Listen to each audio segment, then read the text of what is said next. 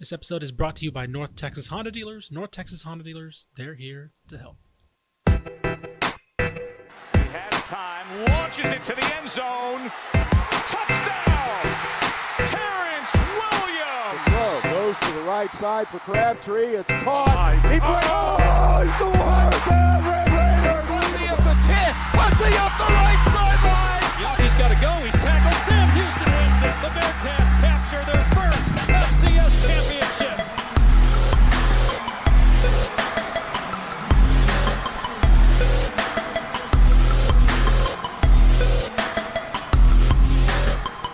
Hello, welcome to the Republic of Football, a show that knows how to take its time during the spring.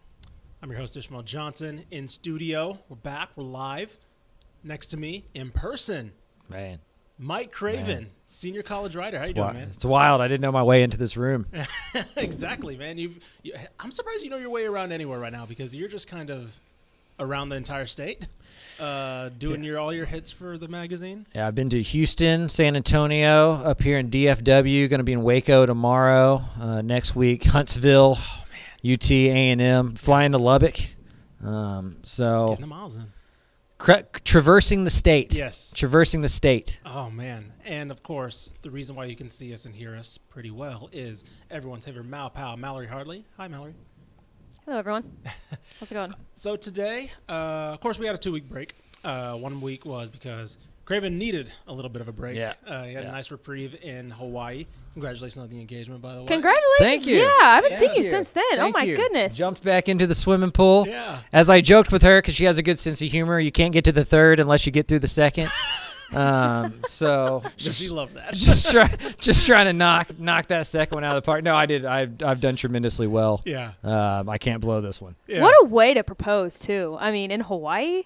Yeah, and Kauai. Kauai, So nonetheless. when you guys are booking the trip, was that like on your Yeah. This is where I'm Well, it was find a place to do it Okay. within the trip. She Sure. loves Okay. that place. Okay. Like Nice. like Hawaii is So a weird place. beautiful. Like Kauai's like a jungle. It's like going to Costa Rica or Yeah, something. yeah, It's yeah. mostly rainforest area and stuff. And so they have the Waimea Canyon, which is like the Grand Canyon of Yep. the Pacific. Okay. Yep. And so she's a hiker. Like it's Yeah. like her favorite thing to do. Our vacations consist of me and my knee working. limping around the jungle. And so it was like, okay, this is sunrise, let's do this. And then also, just to fit this one in here, even though nobody cares, my idea was to do it the very first day of vacation. So we Oh. got there Sunday, So to get it out and of I the way, proposed and- Monday, yeah. because then she couldn't get mad at me about anything the rest of the week. You know, not like bad- I had a not bad That free, is clever. I had a free roll Yeah. for the rest, and I didn't do anything bad, but just Sure. let's say Yeah. that I had, Right. you know, it's like, get well, on the I accident. mean, you know, Look what I just did. right, exactly. So that was the game plan, and worked out pretty well. Yeah. That's clever. That's Congratulations, Craven. That's awesome. I'm nothing if not clever. Yeah, exactly. There you go. So, that week, that's why we were off 1 week. Last week we were off because we were just kind of on the road everywhere. You know, I was in San Marcos doing my magazine hit for Texas State. Craven, of course, was all over the state, and we kind of looked around and was like, there's nothing really to talk about until we get back from all these trips, and then we can kind of do kind of a free ball, freewheeling, whatever. Yeah, exactly, right? And if you want to hear my voice, Yeah. we got the Texas and Texas A&M podcast going on a weekly basis as well, so you Exactly. can always get there. Yeah, quick plug up top. We just added Talking About Them Cougars. Man, on so excited about that one. PursueCougs.com.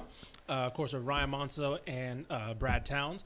Subscribe if you're not already to the Republic of Football on all your podcast apps, as well as, of course, on YouTube. Of course, we're uploading Eyes on Texas with Mike Craven and Aaron Hogan. But, of course, all the shows. 10 of 13. 10 of 13. Man, it's almost like our coach list, It's you know? wild, right? We Yeah, got, exactly, yeah, we we almost have our- podcast with 10 of the 13 FBS markets. SMU, holler at us. Yeah, exactly. SMU, Sam, and UTEP. UTEP and UTEP. Holler at us if you want to join the party. So We're gonna get there. We're gonna get there. It's exciting, man. We have a great team. We're on a Slack now, so we're kind of tethered now. So that's so like I said, support all the shows. Subscribe to all their respective content. They got Patreons. They got all those type of websites. So go and support the whole crew. It's made my road trips better. Oh yeah, that's true. Yeah, there's always something to listen to now. Well, and it's just on the same feed. Yes. And so it's just like the TCU one ends, and it just rolls right into Tech, and that rolls right into UTSA, and all of a sudden I'm in DFW. Right. So we'll be hoping a little bit behind the scenes. I'm hoping to get soon all the thumbnails for each respective shows up on Spotify and Apple. So whenever you download a show, it'll have the icon for that show. So that's coming hopefully soon. We're working on that on the back end as far as that's concerned.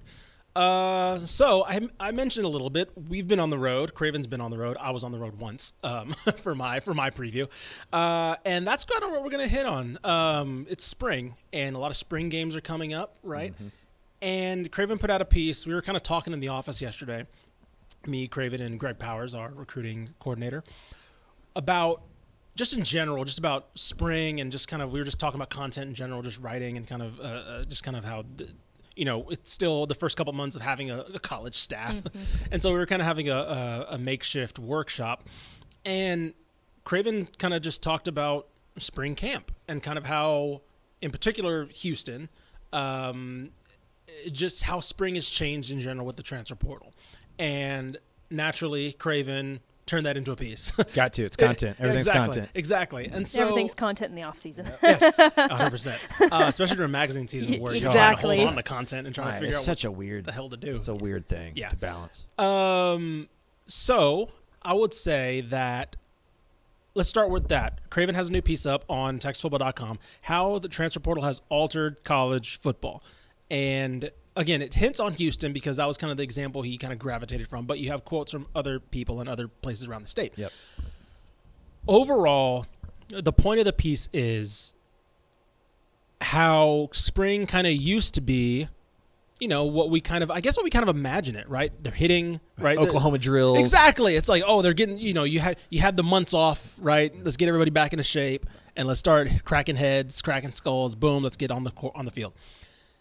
Now it's not that at all because you don't know what the hell your roster is going to be. Now it's OTAs. Yeah, more or less. Yeah. So I think what's happening to colleges around, and I just use Houston because they seem like the most obvious example, but this is something I've talked to multiple coaches about. You always lose the guys graduating and running out of eligibility, and that's around 15 to 20 to 25 guys a year. Sure. So you're going to go into spring with 65 scholarship players on your roster. Let's say you add 5 to 10 early enrollees and transfers there. Now you're back to 70, 75. But 10 to 15 guys are injured and out because they had surgeries after the year because football is a gladiator sport and you got to have something cleaned up. Sure. So now you're back to 60 scholarship guys. Well, with the transfer portal, you can leave. So if you have 10 guys leaving the transfer portal, you're down to 45, 50 dudes to go through spring ball. Yeah. 5 or 6 are going to get nicked up early. Now you're down to 30, 35 scholarship players trying to go through. You just can't do it, especially up front on the offensive line, defensive line. When Steve Sarkisian first got to Texas, he couldn't have a spring game because they didn't have enough offensive linemen to make 2 teams. And so it don't have the roster continuity that you used to have. And it's forcing colleges to get creative, and they have to understand that they're going through spring ball without starters on that field. Yeah. It used to be the only guys you were going to add between spring and the start of fall were true freshmen that probably weren't going to play much anyway. But now you're going to add 5 guys over the summer, maybe even more, at a place like Houston, that's going to start. You're going to need to play real snaps for you. How much do you really do in the spring and get so mad at your defensive tackle when that defensive tackle is not even going to be the starter next fall? And so there's just a lot of stuff up in the air that's changing in college football, and it's all happening at once. And also, not even knowing if that starting center that you are projecting is going to be there. Right. So, for example, Texas A&M today, Matthew Wyckoff, all freshman selection SEC center. He just announced he's transferring. Yeah. And so it's like, welcome back, Bryce Foster. Yeah, exactly. But it's like, there's a guy that you'd presume would be either starting or very least on the 2 deep. Okay, cool. Now he's out. And it's like, okay, well, not only does A&M have to figure out what happens with that spot and those reps, somebody like a Houston or something could be like, hey, we can probably bring somebody else in. And that's what's becoming with spring too, is it's almost an evaluation. You used to use it to evaluate your roster and figure out who you could move around to help with those spots. Now you're evaluating that roster in terms of where do we need to go sign a guy. So I'm at TCU on Monday. They're having a little bit of an issue at center. They don't know who their center is going to be. They think an Arkansas State transfer they're getting over the summer is going to be that guy. But Matthew Wyckoff jumps into the portal today. And you go, well, I was just at TCU. You know, they need a center. One's in the portal. So if you're Sonny Dykes in that group, you could sit there and go, well, okay, now we can go fix that problem. We don't need to move a guard over. We can go get a real center who's played SEC football. And so your roster, it's good and bad. Yeah. Your roster isn't set, so you don't know exactly who you're going to have. But also, your roster isn't set, so you can go make it better. And, like, from our perspective, right, because obviously we need stuff to talk about. Media, I mean, collective we, royal we need stuff to talk about in the spring. And it was always, you know, more or less, spring was always just the chance to really get a good preview and a good snapshot of what you're going to get in the fall. And for some teams, right, let's say Texas, sure, that's probably most of what you're going to get in the fall. But like how much from our perspective can we look at spring, especially for, let's say, us at Dave Campbell's who puts together a magazine? How much can we look at spring and actually say, well, this is probably what we're going to see? Or is it more of like this is I think this is what we're going to see. Yeah. I mean, Dana Holgerson flat out told me, I'll tell you what my team looks like on June 1st because I don't know. Right. Yeah, that's fair. You know, and if Dana Holgerson doesn't know what his team's going to look like, if Doug Belk doesn't know what his team's going to look like, I don't. Yeah. You know, and so you kind of pick out themes and key parts that you do know. I know Alton McCaskill's back. Yep. I know they have a deep wide receiver core. I know they like, you know, what they're doing defensively up front. So you start to notice stuff like that. But there are major holes that are going to be filled or not filled over the summer, and those could be trouble spots, or they could turn into, by the time the magazine comes around, they may have signed 2, you know, all Sun Belt offensive linemen, and now all of a sudden it's a strength for Houston moving into the year. And so a lot of it is up in the air for sure. What would, to kind of close out this part of the topic discussion, what would you add, implement any changes, whether it's to the portal or, because we've talked about, you know, moving the portal deadline around a little bit so coaches aren't having to recruit and then portal recruit and then all that stuff as far as like the winter's concerned. But as far as the spring's concerned, would you adjust anything as far as the spring schedule goes or the portal calendar, or how would you, I don't know, or would you just keep it the same and say this is just the way it has to be? It's interesting because, you know, last year there wasn't really any windows, so you could just jump in wherever, and that's where we had the Katie Davis scare. You know, like this year at least we're going to know who's leaving. That's always going to scar us. Oh, man. It's like that was the worst. I mean, Quinn Ewers talk decommitting. About a heart draw. The Quinn Ewers 100% committed headline. And then Katie Davis. Those are your two. Those are career my two. highlights. Those are my two. Like career. Like this. You know, humble yourself, sir. But luckily he came back. But we're at least this year know who's going to be on campus. We may not know who's coming into campus, but we know who's exiting campus. Yeah, so there won't be as much of that. So we'll know more of that. But yeah. I don't know what you can change because you have to give these kids enough time to move around. But the other thing that's weird is like the portal opens on the 15th. Yeah. And I mean, as Matthew Wyckoff proved, you can just jump into the portal, right? Like, what does it really mean? But it opens officially on the 15th. And so now coaches are also having the conversation of when do we do our spring game? Do we want to get done early to where we can, like for Houston, for example? Sure. I was like, why is your spring game April 7th? Why? That's so early. That's very early. And he goes, well, I want to have exit interviews with every single player on my team to know who's going to go into the portal and who's not, so we know who to go look for and who not to go look for. That's smart. If we don't get in, if we don't into the 22nd or even he goes, if we end on the 14th, well, we could have the spring game the 14th, and I wake up the 15th, and I got 7 guys in the portal that I didn't even know were going in the portal. At least this gives me an idea of when those are going to go. And then you talk to some coaches who are having it on the 22nd, and they're like, well, the portal opens on the 15th. I want my guys to be practicing when the portal opens. I want them engaged. Yeah. I don't want them to have time to go talk to this coach and that coach. They got football practice. Right. I don't know how much that's really going to help. I think that's coaches just being coaches. Throwing stuff at the wall. Matthew Wyckoff, again, jumped in the portal today. They're in the middle of spring. North Texas lost their best defensive end 3 days ago, you know, in the portal. And so like, it's going to happen, but it's just interesting to me how many changes are happening in college football that these coaches – they don't really know what the best practice is. They're all figuring it out on the fly, and they all have their own ideas, and maybe in a couple years one will be proven true, and that's how everybody will get again. But to me, one of the more interesting things about this spring is just how the varying opinions on what to do in April. Yeah, I think that the portal is still very much – this as far as the NCAA is concerned, because there's really no big guidance or like they haven't had that – big structural, here's what the portal is as far as like calendar and all this stuff. Coaches are obviously having to adjust. Yeah. And until that happens, right? Because again, we talked about the winter and how the portal affects signing day, and there needs to be some type of adjustment in there because there's just no downtime or like even like time. I don't want to say time off's the wrong phrase, but like you're constantly trying to recruit your team to stay, other guys to fill needs while also trying to sign a high school class, so there does need to be like a kind of an overhaul restructuring of just the portal specifically. Cause right now everybody's like, yeah, signing day. It's just there. And then it's kind of just up in the air. Sonny Dykes said that they recruited 40 of the 52 weekends last year. Oh my God. Jeez. That's just so much. We were in Phoenix and then the next week in LA. Yeah. And they had recruits on campus. Because they were transfer portal guys that they just had planned to be on official visits because they didn't know they were going to make it to the national championship game, and you have to get them on campus. So they had some of their staff back in Fort Worth while some of their staff is in Los Angeles preparing to play a national title. That's pretty cool. Yeah.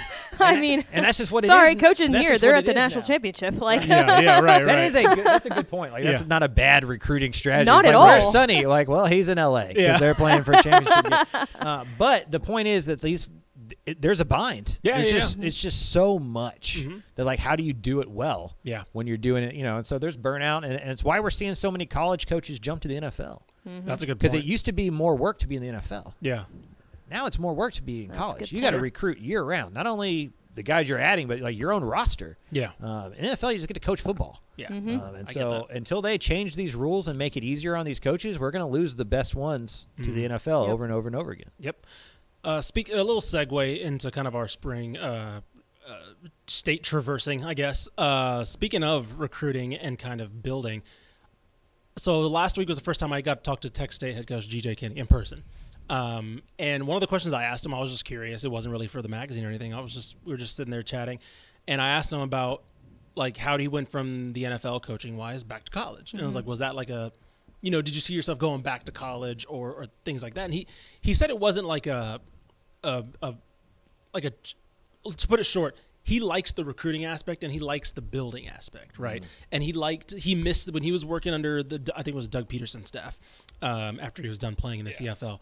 Yeah. They cut him while offering him a job. Right, yeah, basically, it was one of those situations. But I said like, you like scheme, you like game planning and all that. So what brought you back to college? And he told me, it was like, well, I just love the idea of putting together a team. And he said if he ever goes back to the NFL or that level, it'd be he'd probably see himself more of a GM because he likes the idea of building. And so that's a man who grew up playing career mode. Yes. No, literally. Yes. And so he said, and so I thought that was interesting because obviously we talked just like his philosophy as far as like team building and like Mac Leftwich and coaching interviews, things like that.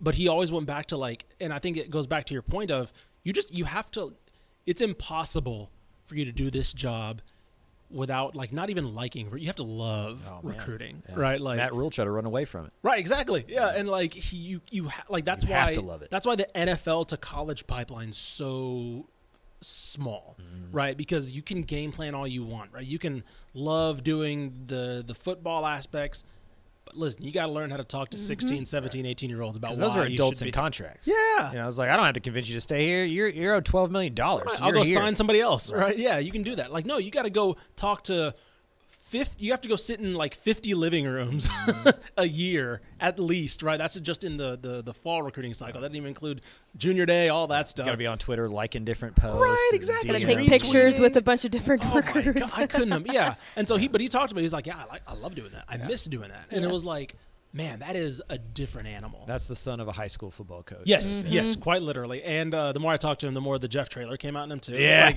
it's funny how that happens, right? It was like the East Texas draw was starting to come out a little bit. He was like, man, the more comfortable you get. Right. And I was like, I'm talking to like a young Jeff Traylor. It's weird. I'm excited for what Texas State's going to be. I think so. I don't know if it happens in year one because year one's just so weird and you got so much roster turnover. How do you build a culture? All that kind of stuff, right? The Sun Belt's tough conference. But the days of being bored watching Texas State football, I believe, are behind us. Yeah, I think so. I think so, too. What that means record-wise, I have no idea. No idea. But I think it's just going to be fun. Yeah, no, I agree. I asked him about Mac Leftwich because I asked him, did you go to UIW with the intention to call plays? He's like, yeah, like that's what I thought of. But then he interviewed Mac, and they kind of had their relationship, and he was willing to delegate that. And then I asked about Craig Stutzman, who's the passing game coordinator, I think wide receivers coach, and he came from Utah Valley, who had another I've heard really good things about their offense that he ran there. So just like that whole collaboration room just feels really interesting to me. But yeah, I have no idea what that translates to. There is like talking to him in person, I hate to say like I drank the Kool-Aid because I'm an alum, right? But like talking to him in person and kind of seeing him like having like not even like a canned answer for everything I had, but like a well thought out like this is what the situation is. Here's what we're building here. Not even just the team, just like the facilities, everything that's coming up here. It's trending in the right direction, and like because I straight up asked him like, what do you think coaches have missed on, right? And just in general coming up to FBS, and he was like, I think they haven't gotten the right guys. They like you can't other places you can do the portal thing and it'll work. He's like, he doesn't think it can do it in Texas. Like, he just straight up said that. He's like, I just don't think, not saying we're not going to get the portal, but it's like, you can't ignore that aspect of it. Sometimes you ask these coaches questions and you can tell they're thinking about their answers for the first time when they're talking to you. Sure. He's always seemed like a guy who's like, he's thought about that 5 times. Right. Like Yes. He's a very measured guy. I think the Jeff Cherry comparison is a complimentary one. Mm-hmm. And that offense is going to be a lot of fun. And they played good defense at Incarnate Word. Like, that offense makes it hard to play like scoring defense well. Like the numbers are going to never look that great because like you're just going to have possessions. So many possessions. Like when you're scoring 63 points, the defense is going to be hard to like give up 0. Right. You're going to give up some points. But I just feel like being the only school in the Sun Belt in Texas, and with his high school ties and his willingness to go out and do that kind of stuff, Texas State, I believe, is going to take that next step up. Maybe not this year, Sure, but they're not going to be like without a bowl appearance for very much longer. Yeah. You went to North Texas. Yep, North Texas yesterday. Yeah. So the other new hire in the state. What's the vibe you got from Eric Morris and that staff just being around them for a little bit? If they can figure out who a quarterback is going to be and have that guy not throw it to the other dudes. Mm-hmm. That roster's pretty good. The running back room's 4 or 5 deep. They have 3 guys who've ran for 1,000 yards on that roster. Yeah. At different times, and so That's sick. they're a deep room. They're going to run the ball, I believe, more than maybe we'll see in 4 years under Eric Morris. But he knows that this roster is probably built more to be a running team. The wide receiver room is really deep. They can rattle off 6-7 guys there. Tight end's a problem. They lost Jake Roberts, and then Gums left as well. But they don't really use a tight end. I was about to say so that like won't bigger be receivers almost. Right. Yeah. You're just kind of a flex at that point.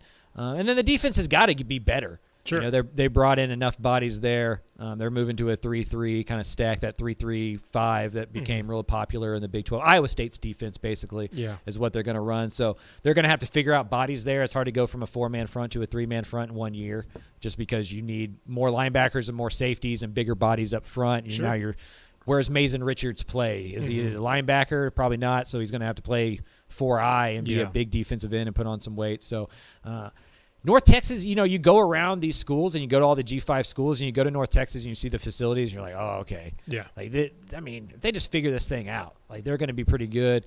And they were playing FCS football 20, 30 years ago, right? So there's not a whole lot of history there. The expectations are really high, though, and I feel like Eric Morris is one of those dudes that's not going to shy away from it.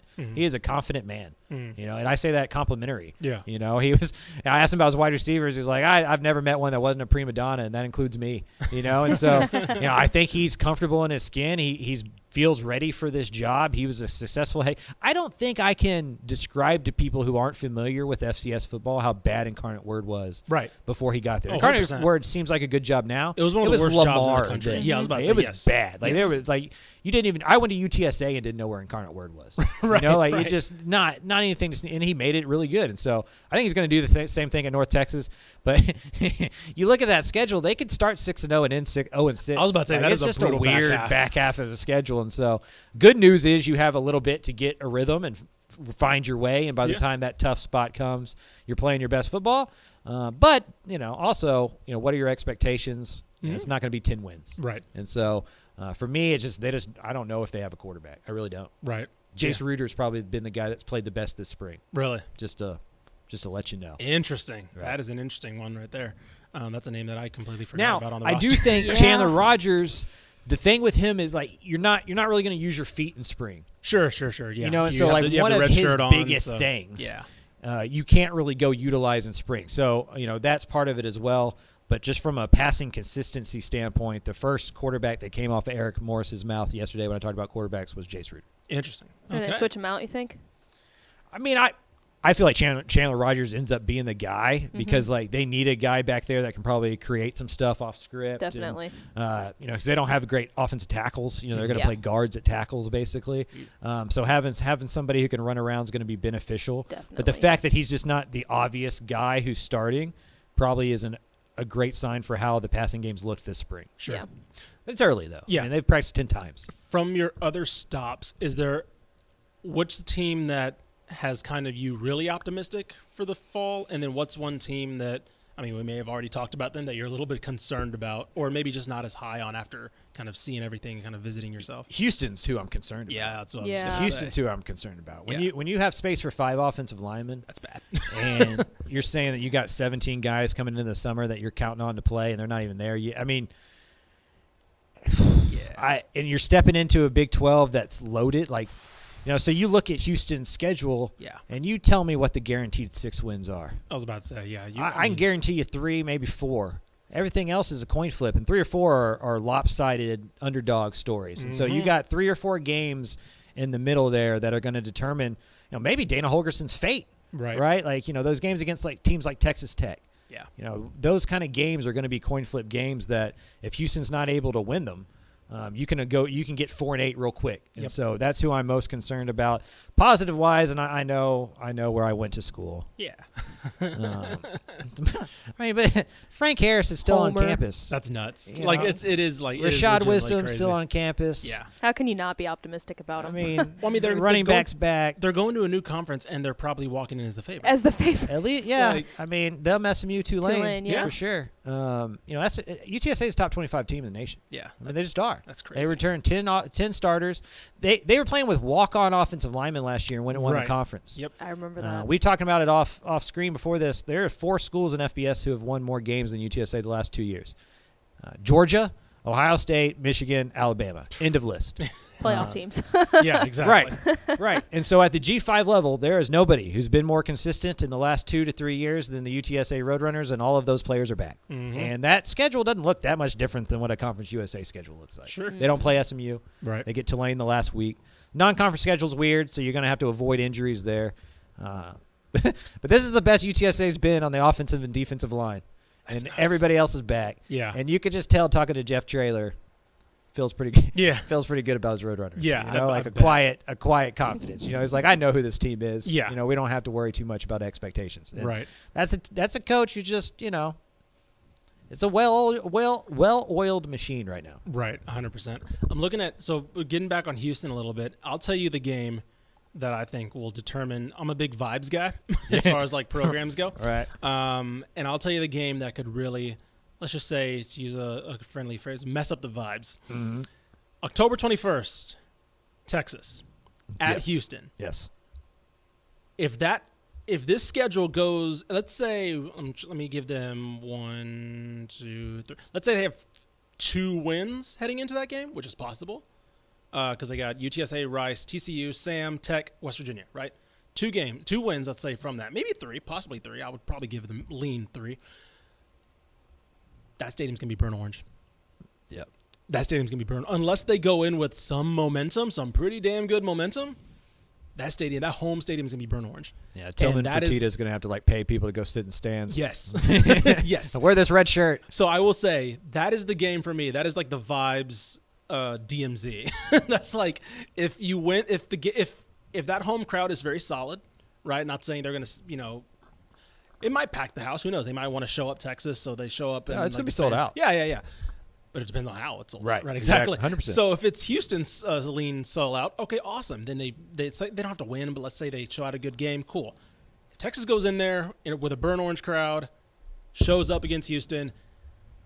You in trouble, my guy. Dana Holgerson, you in trouble. They also have to play UTSA first.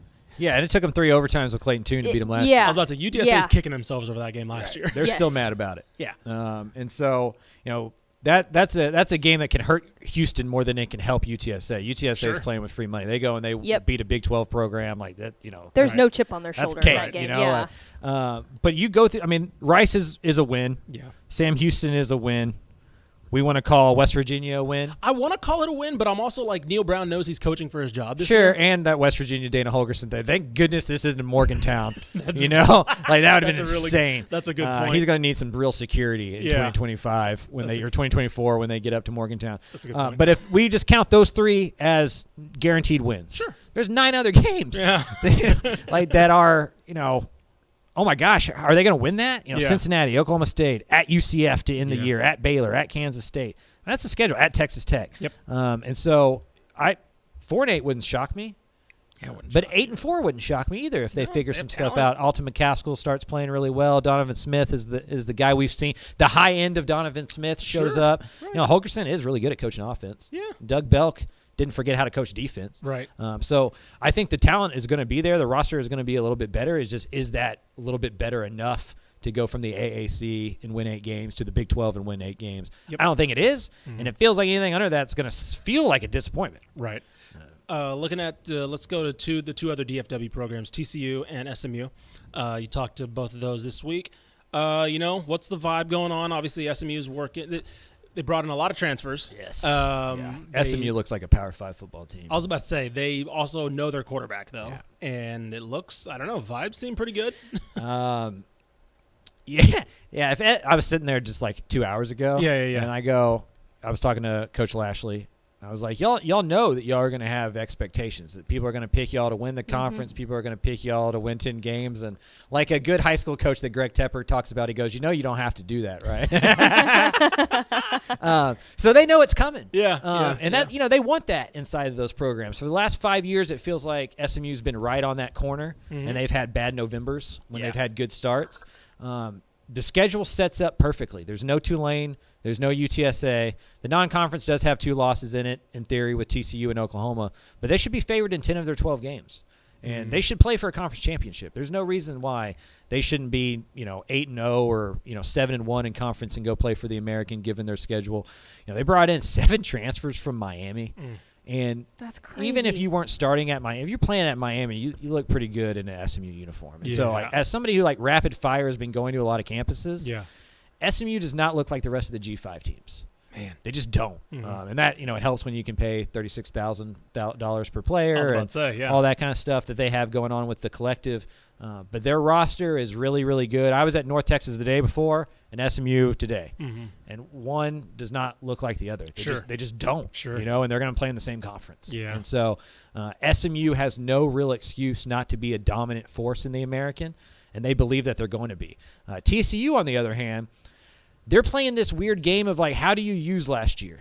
Do you just bury it in the ground and just never bring it up and just hope that it doesn't go into next year? Or do you bring it up and use those stories as motivating factors? Or this time last year, nobody thought we were going to be anything and we do that. Or do you just never bring it up? Right. And so you look at TCU and they lost their quarterback, their best running back, their best wide receiver, their best offensive lineman, their best defensive lineman, their best linebacker, and their best secondary player. Every single position group. And their offensive coordinator. Every single position group lost their best player. That's insane. Yeah, when you look at it that way. Fool me once with Baylor last year. That's a really good point. You can't fool me twice. You're not going to fool me again, right? There's a great saying in Texas. I'm sure it's in Tennessee as well. Yeah. And so yes. For me, TCU is going to take a step back. Yeah. It's just a matter of how far. Sure. If they take a step back to 8-4, I think everything's great. Yeah. They take a step back to 6-7 like Baylor did, and then all of that conversation is going to happen of was it just Gary's guys and Kansas City? Is this Cal? All that kind of stuff is going to happen. So for TCU, it just feels like one of those seasons where you need to prove you can not take a giant step backwards, even if that means that you're probably not competing for a Big 12 championship. Although inside that room, they don't feel that way. That's me talking. Inside that room, the quarterback that they thought was going to be the quarterback all last year is back. They've recruited as well as anybody in the Big 12, not named Texas and Oklahoma. They like their defense. They have some pieces in the secondary that are really good. Their linebackers should be excellent. If they can find a pass rush and they can figure out the offensive line, they're going to be okay. Yep. But Big 12 is really good. Yeah. And it's hard to imagine them winning all of those close games again. Yep. Last one. Let's hit on, you talked to him over the phone, UTEP. Dana Dimmel has not hired an offensive coordinator yet. Dana Dimmel is the offensive coordinator. Dana Dimmel is the offensive coordinator. Yeah, and Gavin Hardison's starting quarterback. And he is still there. Listen, I thought we were kind of. If you would have told me 2 weeks ago, asked me who the quarterback was, I don't know, because I don't think I thought they would have given up on that. But no OC. I guess me and you kind of presumed, and he might, Pat O'Hara may, or O'Hara, their wide receivers coach, passing game coordinator, may just get an upward of responsibility, right? They might be grooming him later to be that. But as of right now, will be Dana Dimmel. I'm a little concerned about UTEP. Looking into him a little bit. Obviously, you haven't did a deep dive into the program for the magazine yet, but just looking at them from a little sky view, are you concerned too? Well, what do they have to do this year? Because if they win 7 games again, I think 7's fine, especially in this Southland. But I think if they miss a bowl, Southland. I mean, that's what it feels like, right? But it's not. Conference USA. Conference USA. Yeah. That's a Freudian slip. Yes, it is very much the Southland. Jacksonville State and Sam Houston's in the Conference USA. Might as well be Southland. like Well, that's what I mean. They may not be as good as they were 2 years ago, but you could probably still win as many games as you did 2 years ago because your level of competition is not as good. I was about to say that's as far as I'm concerned, they cannot miss a bowl this year. Right. They are, as far as everybody else in that conference now, they're one of the top teams. It's weird saying that. Yeah, I mean, here's their conference schedule. I mean, they got Jack State, FIU, La Tech, New Mexico State, Sam Houston, Middle Tennessee. The only two that are far and away better just from Western Kentucky and Liberty. Yeah. Mm-hmm. And so, UTEP is in better position to compete with their like fielded teams yes. than they were in Conference USA. They're closer to a New Mexico State than they are in UTSA in terms of budget and ability and stuff. So I think UTEP may not be like a great team, but they have a chance to rebound and get back into a bowl. And if you look over UTEP's history, that should be good enough. I mean, that's fine. And then the other thing is Dimmel's always been better as the underdog coach of a team that isn't supposed to achieve all that much. That's a good point. He's never done all that well with a bunch of expectations. And he admitted on our phone conversation they didn't handle it well last year. Everybody, they had gone to a bowl game. Most of their team was back. We're going to go win 7 or 8 games again and go to a bowl game for the second time in a row, which has only happened one other time in the history of UTEP football. And they didn't handle it well. The guys had took step backs, including Gavin Hardison. The good news for UTEP, I believe that slot receiver is going to be back. I believe their leading receiver is going to be back in El Paso once that transfer portal kind of opens and the spring semester ends. That's going to be good news for that offense. Still have some pieces there. Front 7, still going to be pretty good. Yeah. And so J.J. and Taylor's gone. That's going to hurt.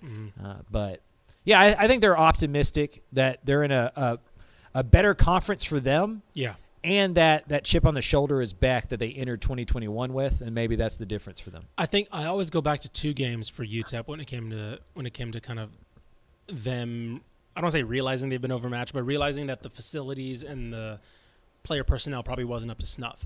It's the UTSA game, home game a couple years ago, and then of course it's week 0 last year, right? You was that both? Yeah, exactly. You were at both. Mallory was at the UNT game. No. You sell out that stadium, you get the spotlight from national media, and you just lay an egg, right? Like against UTSA, immediately lay an egg, right? Like it was like the first play from scrimmage or something like that. Second, something like that. Yes. Sincere McCormick. Yeah, just right up the middle. Boom. There's silence the whole stadium. Now I'm looking at these. I'm looking at the schedule. You get rival as New Mexico State at home, right? October 18th. You get Western Kentucky at home, and you get Liberty at home. Yep. Right. I would love nothing more than, again, it won't be the hype because you don't have the in-state aspect of UTSA or UNC, but I would love nothing more than by the time those games roll around, we're looking at not a sellout necessarily because, again, in-state stuff matters, but New Mexico State, I would love for that to get close to a sellout and for them to just do well. That team hasn't done well in front of a good crowd and forever. Here's the problem in terms of crowds in the new Conference USA. Yeah. Half their conference games are on a Wednesday. Oh, that's a really good point. You know, I Sam Houston's in the same spot. I forgot about that. And so stinks. that New Mexico State home game is on October 18th, which off the top of my head I believe is a Wednesday. Gosh, and forgot about that. And so like that, it's going to be hard to recapture that momentum in El Paso. You know, they'll openly talk about like when UTEP's good, that place gets rocking. Yeah. But you got to convince that town you're good before they're going to come. Sure. And I just don't know if they're going to be 9-3 good enough, right? It's going to be 6-6, 7-5, Sure. 5-7, kind of fighting in the middle there. And so it's a big year for Dimmel. He was given an extension after 2021. Mm-hmm. He can't disappoint for 2 years in a row. Yep. I will say, for some reason, Conference USA loves them a bad TV deal. So, yeah, I don't know. Well, I mean, it's like the Pac-12. God, you'd probably love a better TV deal, Right, but somebody's got to be asking, Yeah, that's true. So At least it's not stadium, I guess. That's the best thing I can say. right. Well, we'll see. They actually. I'm looking. Oh my gosh! I'm looking no. at the schedule right now. They have 3 games in a row that are on Wednesday. 3 conference games in a row. FIU, New Mexico State, Sam Houston, all on a Wednesday. Yeah. That's brutal. How do you get people to show up? You don't. I was about to On say, either side, you yeah, just you don't show up. Yeah, you just don't. You just don't. And you hope It's like, hey, what are you doing after work today? Oh, I thought about going to the game, but now I'm just too tired. Yeah, Like, right. Exactly. I mean, literally, what? Yes, I'm not gonna. Yeah. I'm not gonna beat traffic. No, over, to go to FIU. Yeah, I and was about to watch UTEP. FIU to go watch. I don't even know who the coach of FIU is. I will. I will say. I will be at that UTEP Sam Houston game. Sure. Because that's if an there's interesting anything I enjoy, it's Yeah. weird ass stuff. Yeah. You know? And El Paso playing in Huntsville on a Wednesday afternoon. Heck yeah. Sign me up, bro. I'll probably go to the prison museum before I jump over there. I was about to say, how many people do you think like driving from Dallas to Houston or Houston to Dallas gonna be like, what's going on over there? Right. It's like driving by the stadium. Yeah. Hey, what's up? Hey, Huntsville High playing on a Wednesday. Oh, it's a junior high team playing over there. Yeah, the referee's are going to on. be in shorts. Yeah, literally. Yes. That's a deep cut joke for JV games. I love it. I love it. That's how you can tell, for those who don't know, if you're ever a recruiting writer and you want Yes. to tell if you're watching JV film or varsity film, at the you refs. look at the refs, and if they have pants on, you're probably watching varsity. If they don't, you're getting hustled by some Freshman kid. JV. This kid's pretty good. Oh, Yeah, okay. Never there was mind. a kid at Waco Midway like 5-10 years ago that had convinced everybody that he had a scholarship offer. Yeah. And then Texas got into the mix, quote unquote. Sure, right? sure. So I go and watch his film. I can't remember his name. And I go and watch his film, and the umpire's in shorts. I'm like, guys, this can't be. So I call the high school insane. coach, and I'm like, oh, he's never played varsity before. I doubt he's got any of the. I was like, guys, Well, we got to do some reporting. There you go. So yeah, just watch for the umpire and what he's wearing. That's funny. Insane. Some not really incredibly crazy news, but Nick Harris at Rivals reports that Brennan Thompson's in the portal Yes, from I Texas. saw so that. from It's a Spearman. deep wide receiver room. It is a very deep wide receiver room. So Yeah. that is I don't think that says anything about Brennan Thompson's ability, as opposed to like, damn, Texas is stacked that they don't need Brennan Thompson. Yeah, Like, I mean, so Jonte Cook's going to have a hard time getting on the field. that's gonna be a very That's good point. crazy to Luckily, think about. he's a very polished product, so like maybe he fits in pretty well. he'll find- Yeah, it's gonna be but, like, hard. yeah, I was about to say he'll definitely start off as like, oh damn, four. Like, four. You remember when Sark was at Alabama, they would show those highlights of like Waddle and those wide receivers like playing rock, paper, scissors to run certain routes Yeah, and stuff. yeah, 'cause they yeah. knew that Texas is getting pretty close. I was Now about they to don't say. have. I don't know if they have the quarterback that can do Mac Jones thing. Sure. But if they do, you add JT Sanders to that mix, and I mean they're an all-star team on the outside. Oh yeah. So that was just came across my feed right now. So yeah, that'll be where we end it. And that'll do it for us this week. Next week, McCraven's going to be on the road some more, so we'll see what he has to report back from. What you said, Lubbock. I'll and be in Lubbock, Waco. Texas A&M. Okay, and cool. Sam Houston. And Sam Houston. There you go. So because yeah, A&M, it's only 45 minutes to Sam. So That's a I've good always point. talked to Keeler on the phone. Yeah. But I've never really gone out there. There you go. And so I'm going to go look at that big statue of Sam Houston that we Yeah. all drive by that's creepy as hell. Yeah. yeah, Peering through the woods. yeah. Yeah. It's just Yeah. random. Like it's Yeah. just It's like like a woods weird and then Mount Rushmore yeah. feel to Very it, you weird. know. It's like the most out of place thing ever. Yeah. So yeah, that'll do it for us. We'll see you guys next week. Before we go, can I plug something real Go quick? for it. Absolutely. Tomorrow on WTF, we have a guest, Melissa Treibwasser, Oh, yes. co-host of Boom. Frogs Insider, ROF Yeah. Network. Go check it out. Worlds colliding. Super excited to have her on. So if you're a fan of us, go check WTF out tomorrow at 2 p.m. We're getting closer and closer to the ESPN move of creating our own content to We talk are. about Just our own content. talking, We are. yeah, just trading hosts great. within each other. Yeah. We'll just play the interview next week on ROF, and there's a segment. Exactly. Exactly. Boom. Double dipping here. Make some news on See, next really, week. it's just smarter. I mean, we're just creating. 100%. Work smarter, not harder. Work- It's more correct. efficient. RF Correct. Network growing, The babies. umbrella is getting bigger and bigger. Yeah. Exactly. So like I said, go subscribe everywhere you get your podcasts. Go watch on YouTube to this show, to some of the other shows that we're uploading on YouTube as well. Listen to all of them, right? Quite literally, there's going to be something you like. Just based off numbers, right? Based off numbers, there's got to be some show you like.